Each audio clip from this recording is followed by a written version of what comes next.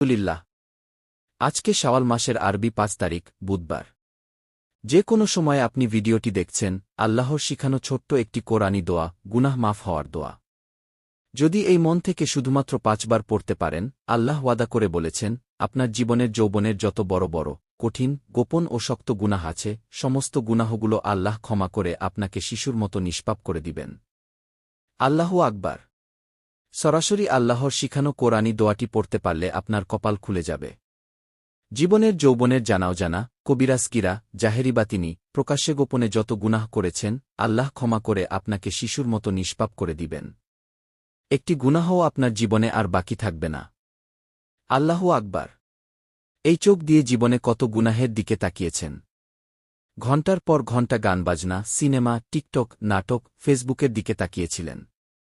এই চোখের মধ্যে গুনাহের ঝঙ্কারগুলো জমে আছে। আজকে বুধবারে, শাওয়াল মাসের ৫ তারিখে, যে কোনো সময় আপনি দেখছেন, শুধু আমার সঙ্গে সঙ্গে সহিশুদ্ধভাবে মন থেকে দোয়াটি পাঠ করবেন। আল্লাহ ওয়াদা করে বলেছেন, এই দোয়া মন থেকে পড়লে আল্লাহ চোখের সমস্ত গুনাহ, সিনেমা দেখা বা গান বাজনার দিকে ঘণ্টার পর ঘণ্টা তাকানোর গুনাহগুলো ক্ষমা করে আপনার চোখগুলোকে নিষ্পাপ করে দিবেন। একইভাবে এই কান দিয়ে জীবনে যত গুনাহের কথা শুনেছেন, গান, বাজনা, মিথ্যা কথা, চগলখড়ি বা পরনিন্দা, কানের সমস্ত গুনাহগুলো আল্লাহ ক্ষমা করে আপনার কানগুলোকেও নিষ্পাপ করে দিবেন। এবং এই মুখ বা জবান দিয়ে জীবনে যত মিথ্যা কথা বলেছেন, চগলখড়ি করেছেন, পরনিন্দা করেছেন, মুখের সমস্ত গুনাহগুলো আল্লাহ ক্ষমা করে আপনার মুখটাকেও পবিত্র করে দিবেন। এমনকি আপনার অন্তরে জীবনে যত গুনাহের কল্পনা বা জল্পনা করেছেন, আল্লাহ আপনার মনটাকেও পবিত্র করে দিবেন। মোট কথা, আপনার যৌবনকালে যদি পাহাড় পরিমাণ গুনাহ থাকে, সমুদ্রের ফেনা পরিমাণও গুনাহ থাকে, আল্লাহ সমস্ত গুনাহের অধ্যায়গুলো একদম ধুয়ে মুছে সাফ করে আপনাকে নিষ্পাপ, বেগুনাহ মাসুম বানিয়ে দিবেন। তাই অবশ্যই অজু ছাড়াও আমার সঙ্গে সঙ্গে দোয়াটি পাঠ করতে পারবেন।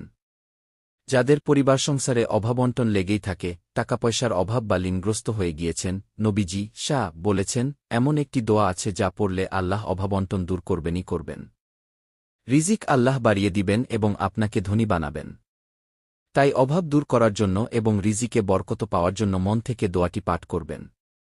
অনেকে বলেন, হুজুর, দোয়া তো কবুল হয় না। কি নবীজি একজন সাহাবীকে একটি দোয়া পড়তে শুনে বলেছিলেন, ওই আল্লাহর কসম, এটি এমন একটি দোয়া যা পরে আল্লাহর কাছে কিছু চাইলে আল্লাহ তা দিয়ে দেন। কি আমরা সেই দোয়াটিও পাঠ করব এবং এরপর একসঙ্গে মোনাজাত করব। আপনাদের সুস্থতা ও বিপদাপদ দূর হওয়ার জন্য দোয়া করব। চলুন অতীতের গুনাহ মোচনের জন্য আজকে বুধবারের এই দিনে সর্বপ্রথম তাওবাতুন নাসুহার নিয়ত করি। মনে মনে বলুন, আল্লাহ, জীবনে যত গুনাহ করেছি, অন্যায় করেছি, নফসের ওপর জুলুম করেছি, আর কখনো গুনাহ করব না। তুমি আমাকে ক্ষমা করে দাও। এখন আমার সঙ্গে দরুদ শরীফ পাঠ করুন। আল্লাহুম্মা সাল্লি ওয়া সাল্লিম আলা নাবিজিনা মুহাম্মাদ ৫ বার। এবার গুনাহ মাফের সেই কোরআনী দোয়াটি পড়ুন। রব্বানা জলামনা আনফুসানা ওয়া ইল্লাম তাগফির লানা ওয়া তারহামনা লানাকুনান্না মিনাল খাসিরিন। পরিবারের অভাব দূর করতে পড়ুন। আল্লাহুম্মা ইন্নী আসালুকাল হুদা ওয়াত্তুকা ওয়াল আফাফা ওয়াল গিনা। দোয়া কবুলের জন্য সেই বিশেষ দোয়াটি পড়ুন। আল্লাহুম্মা ইন্নী আসালুকা বিয়ান্নি আশহাদু আন্নাকা আনতাল্লাহু লা ইলাহা ইল্লা আনতাল আহাদুস সামাদ, আল্লাজি লাম ইয়ালিদ ওয়া লাম ইউলাদ ওয়া লাম ইয়াকুন লাহু কুফুয়ান আহাদ। মোনাজাত অংশ। আল্লাহুম্মা আমিন। আলহামদুলিল্লাহি রাব্বিল আলামিন। ইয়া আল্লাহ, আজকে যারা আমাদের সঙ্গে এই আমলে শরিক হয়েছে, তাদের জীবনের সব গুনাহ ক্ষমা করে দাও।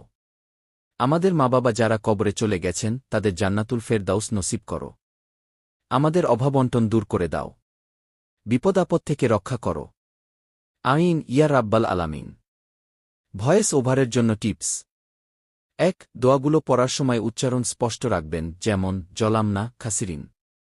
২. যেখানে আমি কমা দিয়েছি সেখানে অল্প বিরতি এবং যেখানে দাড়ি দিয়েছি সেখানে একটু বেশি বিরতি দিবেন। ৩. আল্লাহু আকবার ই বাগি আলহামদুলিল্লাহ গু বলার সময় কণ্ঠে আবেগ ও দ্বিতা রাখবেন।